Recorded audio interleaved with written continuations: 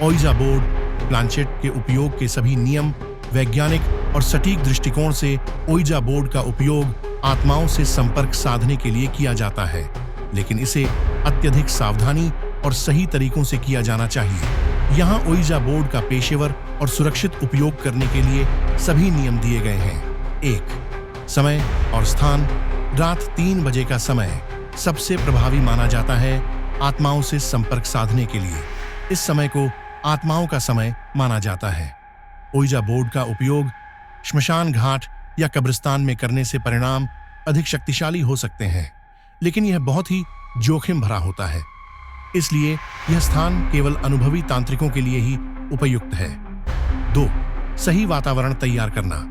मोमबत्ती और अगरबत्ती जलाएं। इससे सकारात्मक ऊर्जा का प्रवाह होता है और वातावरण शुद्ध होता है।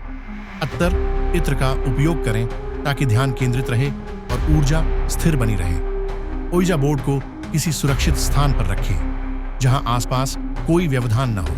3. आत्मा की छवि।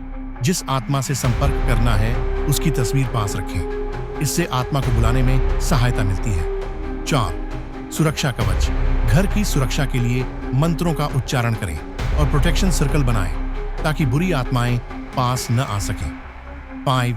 प्लानचेट का उपयोग। 2 या अधिक लोग अपनी उंगलियों को प्लानचेट पर हल्के से रखें। ध्यान रखें कि उंगलियां बहुत अधिक दबाव न डालें। 6.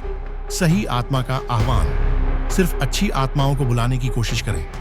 बुरी आत्माओं से संपर्क करने से बचें, क्योंकि यह खतरनाक हो सकता है। 7. अच्छे और बुरे आत्माओं में फर्क। बुरी आत्माएं अक्सर खुद को अच्छी आत्मा के रूप में प्रस्तुत करती हैं, इसलिए बहुत ध्यान से प्लानचेट के संदेशों की जांच करें।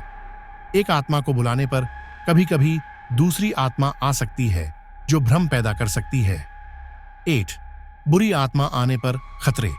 यदि बुरी आत्मा का आह्वान होता है तो परिणाम स्वरूप गंभीर घटनाएं हो सकती हैं, जैसे कि मृत्यु या दुर्घटना, इसलिए बुरी आत्माओं से हमेशा बचें। 9. बच्चों को दूर रखें। बच्चों को ओइजा बोर्ड और प्लानचेट से दूर रखें। बच्चों का इस प्रकार की ऊर्जा से संपर्क करना अत्यधिक खतरनाक हो सकता है। 10. प्रक्रिया के बाद प्रक्रिया समाप्त होने पर हमेशा अलविदा कहें। इससे आत्मा की विदाई हो जाती है और कोई बुरा प्रभाव नहीं पड़ता। ध्यान से पहले पानी पिएं ताकि शरीर शुद्ध और शांत रहे। 11. बुरी आत्माओं के लिए कब्रिस्तान की लकड़ी से बने बोर्ड। बुरी आत्माओं को बुलाने के लिए कुछ लोग कब्रिस्तान की लकड़ी और मृत व्यक्ति के खून से बने ओइजा बोर्ड का उपयोग करते हैं। यह अत्यधिक खतरनाक होता है और इससे बचना चाहिए। 12. ईश्वर या अच्छे आत्मा को बुलाना। यदि आप किसी ईश्वर या अच्छी आत्मा को बुलाना चाहते हैं तो ध्यान और प्रार्थना के साथ सकारात्मक ऊर्जा को अपने चारों ओर बुलाएं। विशेष सलाह: ओइजा बोर्ड का उपयोग एक गंभीर और जिम्मेदार कार्य है। यह सिर्फ मनोरंजन के लिए नहीं है और इसका गलत उपयोग खतरनाक परिणाम दे सकता है। ध्यान से उचित नियमों का पालन करके ही आत्माओं से संपर्क साधने का प्रयास करें। इस प्रकार यदि आप इन नियमों का पालन करते हैं तो ओइजा बोर्ड का उपयोग सुरक्षित और प्रभावी होगा।